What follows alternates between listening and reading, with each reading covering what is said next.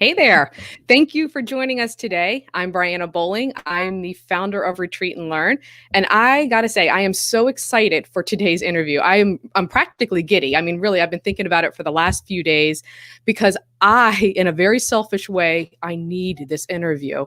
I didn't mean to do interviews. This is something that kind of just came about. And I've been struggling with lighting and background and all of the things that we're going to learn about today.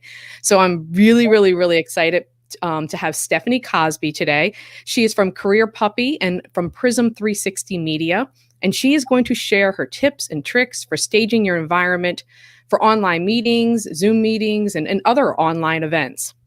So if you are live with us, please say hi. We'd love to see your name in the comments so we know who's here with us today. And as we talk today, if you want to post your comments or your questions in the comments, we will answer them live while we're broadcasting. Also, Stephanie, I'm pretty excited about this too. Stephanie has created a tips and tricks sheet that she's willing to share with everybody at the end of this, so you don't have to take notes. And so if you just send me your email address, I will send that out to you after the broadcast. You can send it to me via email. You can send it to me via private message, whatever works for you. So with that said, I am so excited to welcome Stephanie. So, hey, thanks. Hi, Brianna. Thank you so much for having me. You do not know how excited I am to have you here, for real. I mean, this is not fake. I'm really, really excited. Oh, I'm so glad. I'm so glad.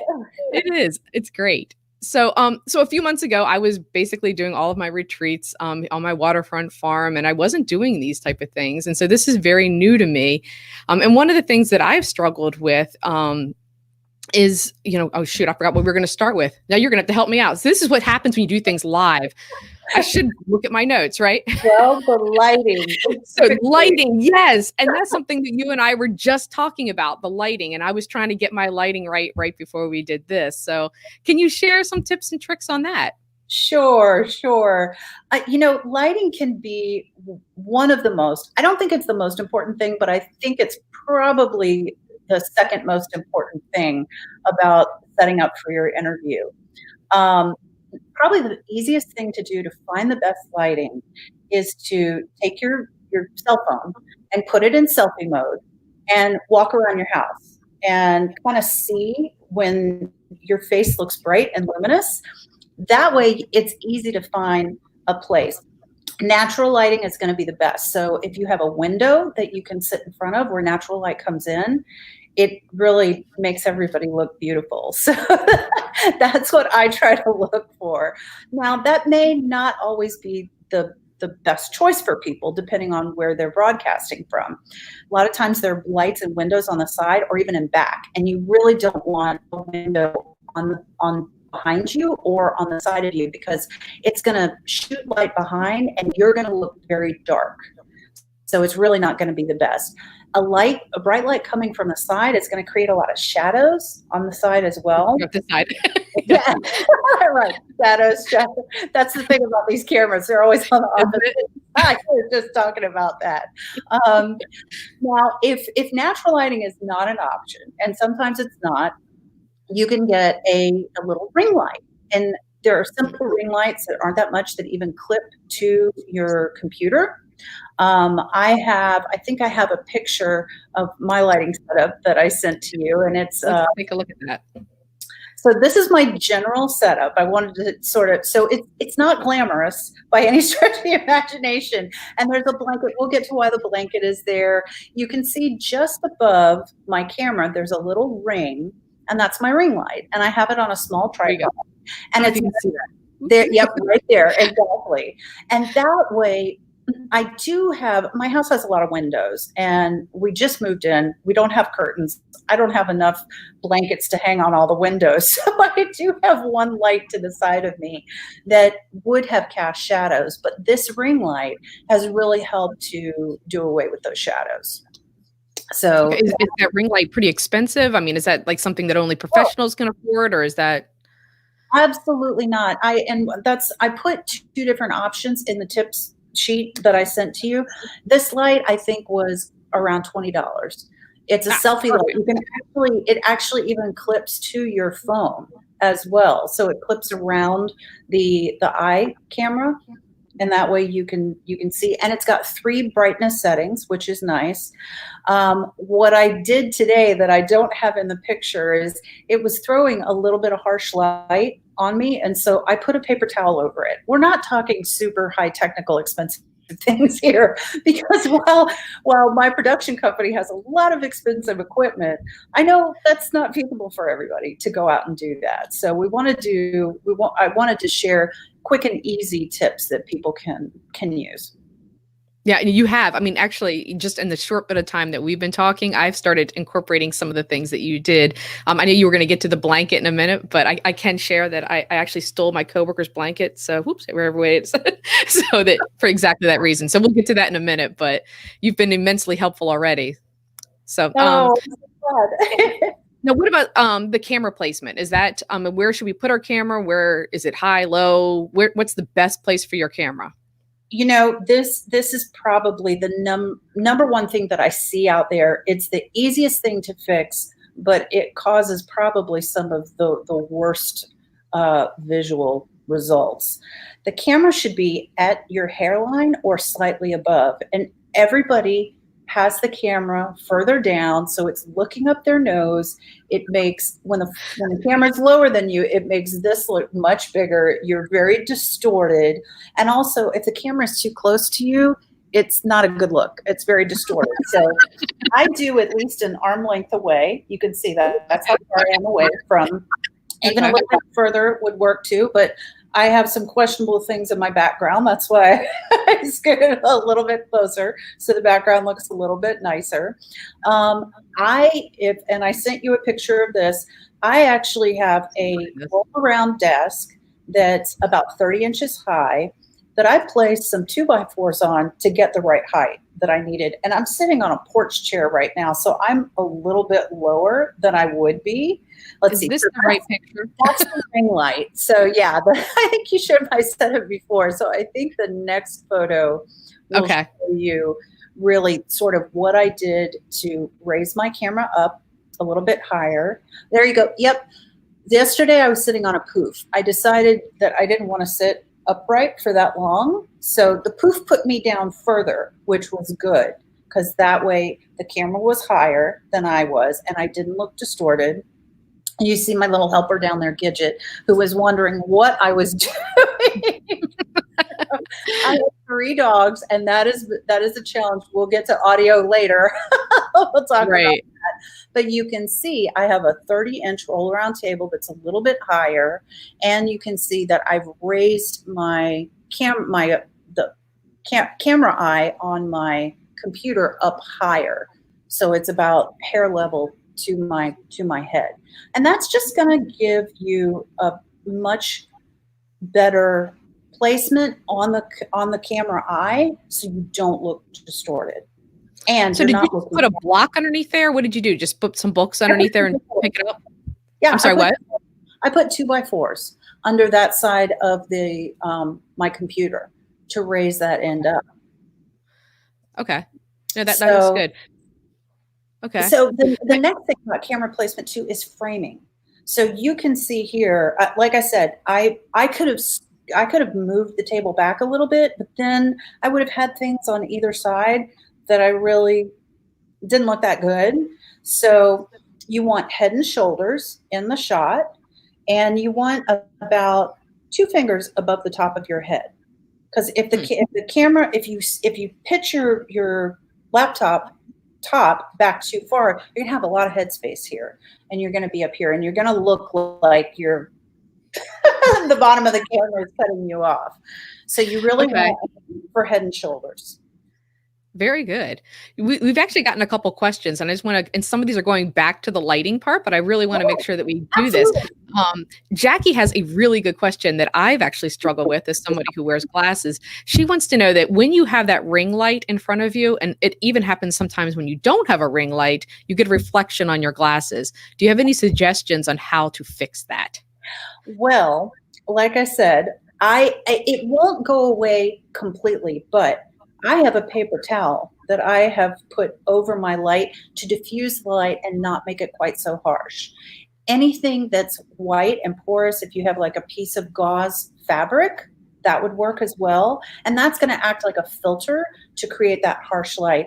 I actually wear glasses, but unfortunately, because I have bifocals, I end up looking like this so I can see you. And that's not a good look for anyone. So I actually have to take my glasses off whenever I'm on a screen because I can't see the screen. So. All right. So I have a question about that because I've wanted to do that because I do think that, yes, it's a lot easier to look at the camera. It's a lot easier to do all those things. But at the same time, then I can't see. And so I'm trying to, use all of the things that I need to do in order to move us from screen to screen. I have no idea what I'm looking at. So is it better to just wear my glasses and just be able to see, or should I struggle through it? I mean, how bad is wearing glasses on screen? Wearing glasses on screen is perfectly acceptable. And actually what you've done, your light is farther to the side. So it's not directly in front of you. You can see when I put the glasses on, actually that's my screen and the light that you can see. But as I turn, that's not good. As I turn, there's no light over here. So I'm not getting the reflection. Your light is far enough to the side that you're not getting a reflection. So if the towel or the gauze doesn't work as a filter, you can move the light to the side until you don't get that harsh reflection on your glasses. Okay, great. Yeah, I mean, I think that helps in terms of maybe you just need to keep, before you go into whatever the meeting is, move that light around until you don't get the reflection. Exactly. So I also know Val Nice, who is a photographer at our local college and is an absolute expert on lighting. So I definitely think she has a good tip here. Oh, good. She said that when she finds putting the light at a higher level, yes, or a higher angle also reduces some of that glare. So thanks for that tip, Val. If you have the means to put it up, absolutely. Absolutely. Okay. Very good. All right. Well, so those are all really good things. Especially placement. I think I need to raise mine up so that I'm probably, I thought it was eye height, which is what I've been doing, but I think I actually need to raise it a little higher. Eye level is acceptable. Of course, us women of a certain age, when we're looking up, everything gets pulled down a little better here too. So you do want it a little bit higher. So everything, gravity is our friend. You don't want to make it our enemy by looking down. So the higher the better for us. That does make a good tip. Actually, before we move on to the next thing, we're going to talk about backgrounds, but I have another question. I have 8 million questions for you. Sorry. Is one of the ththings that I've struggled with, and I think I'm not the only one who does, is that when I'm talking or when I'm doing these interviews, and right now I'm looking at you because I like, I'm a people person. I like to see people. And really what I need to do is, look at that little light up there and I look better when I do it. Do you have any tips for helping to remind us to do that? Or if you are doing an interview on a camera, I'm a people person too. So when I'm talking, I'm looking at you, which it's the hardest thing to do, to look at the dot.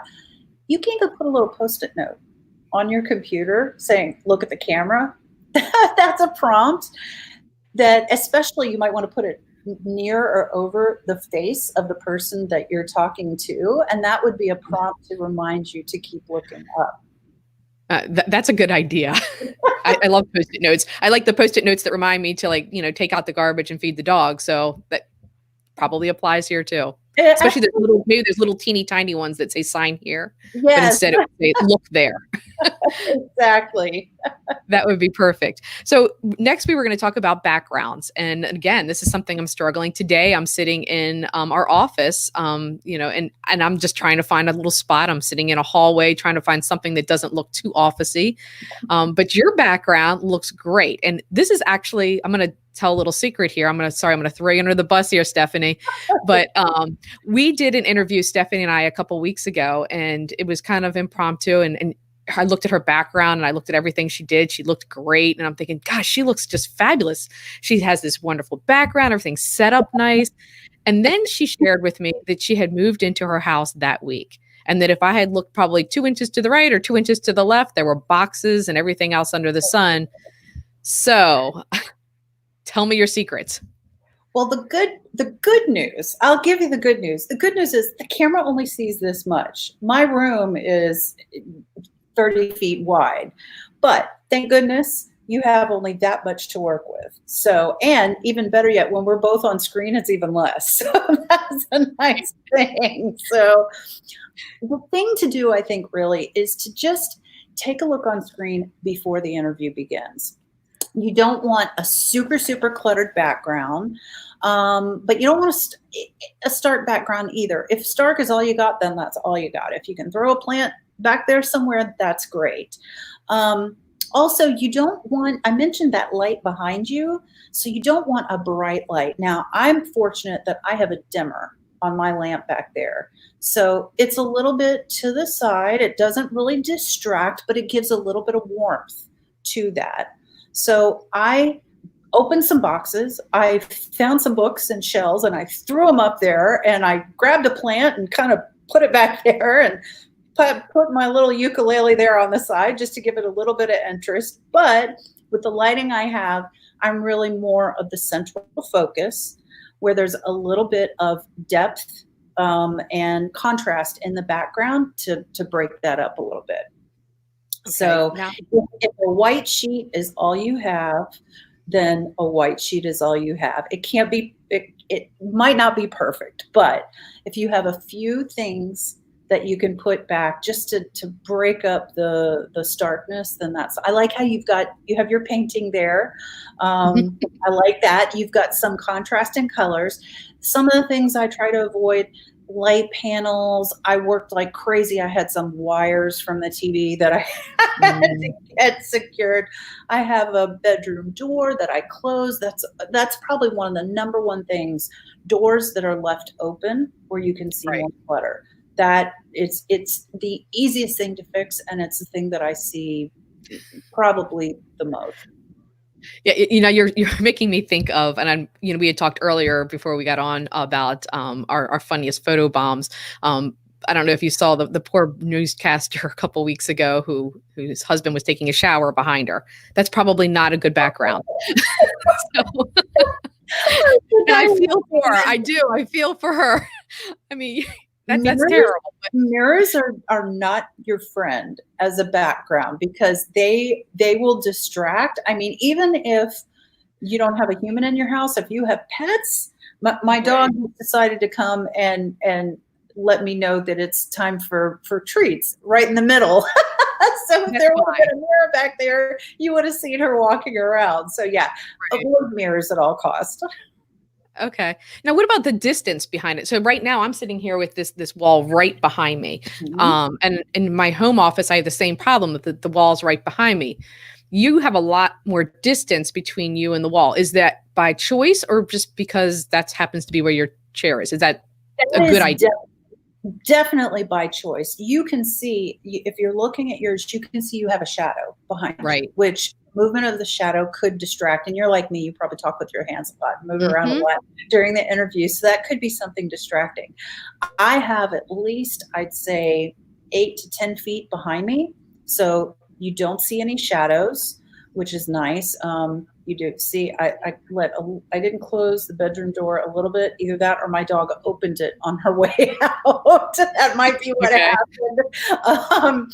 So you're not getting any of those shadows. There's nice, soft glow to the background, because my light is a good 10 feet away from the background. So but by being that far away and having that light, the background is a little bit darker, which makes you as the subject stand out a little bit more.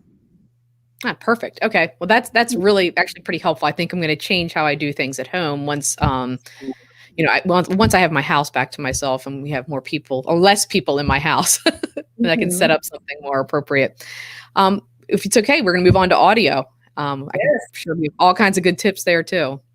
Audio is probably one of the most important things. I noticed you are doing this a lot. You have a microphone, which is great. That might not be feasible. I'm usually on the technical end and I'm not interviewed. I don't have a microphone because this is not what I usually do. I didn't want to break out all of our technical equipment because I wanted to do this as authentically as possible so you could see the results of just the simple things that I do.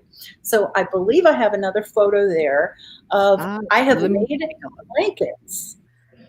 And this is what you alluded to as well. Let's see. I think Which that's one? This one? Make sure. Is that it? I think it's that one. Yes. So Okay, you great. see, I have a blanket laid over my keyboard. I have a wooden table, which wooden tables aren't as bad. Glass tables, marble bars, things like that are definitely going to be the worst. I live in a house with terrazzo flooring. Mm. There are echoes in here. So what I've done is I've laid a comforter on the floor. You can see the purple in the background to cover the terrazzo to help absorb some of the echo. I've laid a blanket over my table surface and my computer, which also is going to help absorb any of that echo. Also, ceiling fans, any kind of additional noises, filters, any kind of air filters, noisy jewelry, anything like that. I have 3 dogs, and they typically like to bark. I basically took them for a 3-mile run this morning to exhaust them. I knew we would be doing this. How tired are you? That's what I want to know. I'm gonna go take a nap after this, but I sent my husband out into the world yesterday to find marrow bones. I figured I'd throw them in the backyard and let them chew on that. There's not a marrow bone to be found anywhere right now, so kind of took my chances, and they're behaving right now. So, but that's another thing. If something happens in the midst of the interview, just acknowledge it and laugh about it. I mean, that's the one thing about this pandemic. We're all in our homes. People can't get out and about. And if something happens, then, just say, oops, this is real life, and just move on. So I 100% agree. I think that's one of the great things about me starting this at this time is that people are very forgiving of things, and really people like real people. So if things go wrong, they go, oh gosh, thank God it's not just me. That can happen to someone else too. So yeah, I agree. on that note, before you're going to do an interview, make sure you turn off your ringer, things like that. One of the things, computer bells going off every time you get an email, things like that. That can get annoying, and that's one of the things you can easily avoid. But children, dogs, husbands, sorry about that. I did.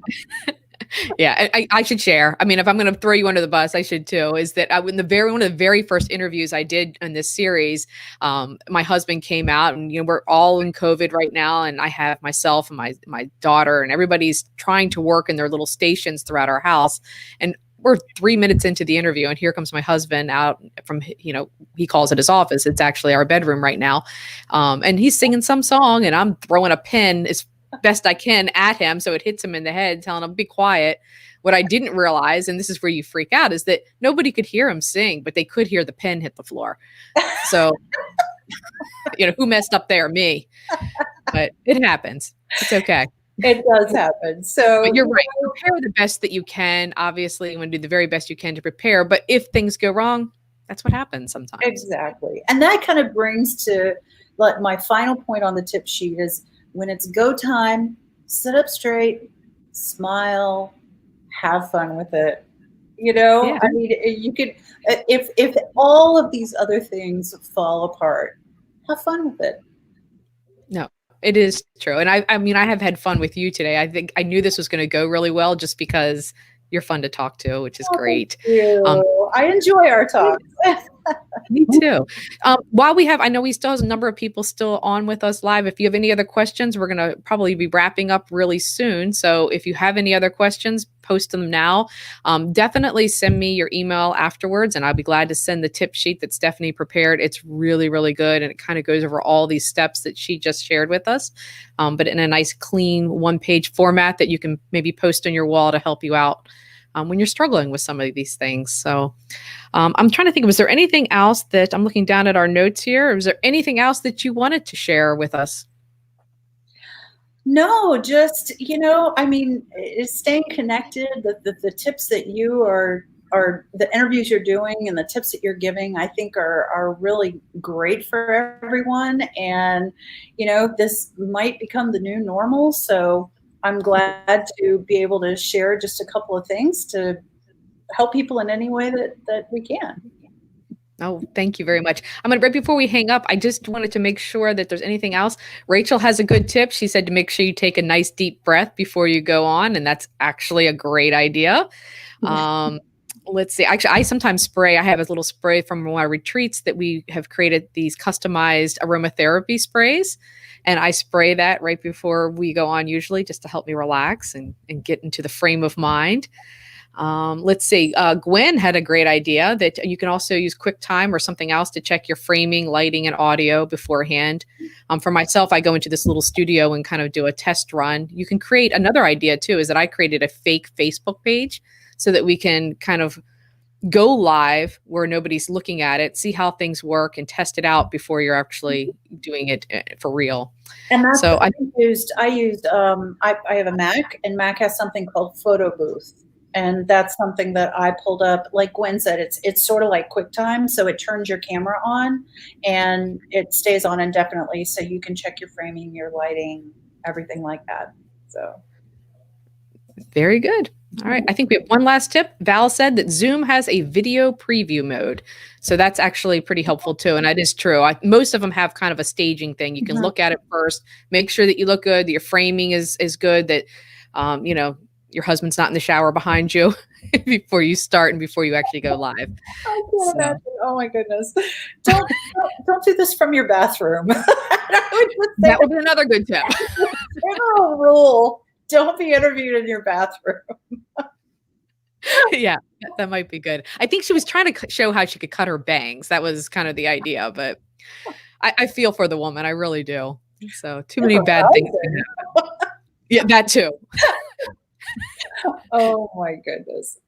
Fun times. So, well, thank you very, very much, Stephanie. I cannot tell you how much I was looking forward to today. I can't wait until my next interview next week, because I know I'm going to take some of these things that you've taught me and put them to use. Feel free, as my audience, to tell me when I'm not doing it correctly, because I always want to improve. And just as a preview, I was just talking to Stephanie about this. Next week's interview is actually going to be on scientific research and how to get into the scientific research field. So that's going to be next Tuesday at 1. So stay tuned for that one. All right. Well, thanks very much, Stephanie. And we'll talk again sometime soon. Awesome. Thank you so much, Brianna. Thank you.